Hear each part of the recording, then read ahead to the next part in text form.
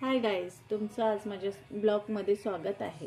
मी आज बनवणार आहे डाळ भाजी। डाळ भाजी बनवण्यासाठी लागणारे साहित्य: मीडियम साईजचा टमाटर, मीडियम साईजचा कांदा, 2 मिरच्या, 10-12 लसणाच्या कड्या, तुरीचे दाणे, वटाण्याचे दाणे, सांबार मसाले, हळद, तिखट, चवीनुसार मीठ, थोडे तीळ आणि गरम मसाला, पालक आणि तुरीची डाळ। सर्वात आधी आपण कुकरमध्ये तेल टाकले, तेल छान तापलं आहे।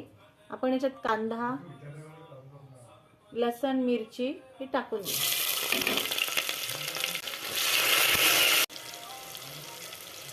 झालंय आता आपण याच्यात मसाले टाकून देऊ आणि याच्यामध्ये वटाण्याचे दाणे, तुरीचे दाणे,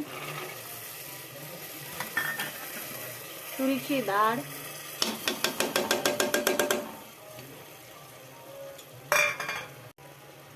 आणि पालक हे टाकून सर्व हे मिक्स करायचं छान। आणि याच्यामध्ये आपण थोडे शेंगदाणे पण टाकूया। मध्ये थोडे पाणी टाकून 2 शिट्ट्या होऊ देऊ। झालाय आता 2-3 शिट्ट्या। आपण आता कुकर उघडूया।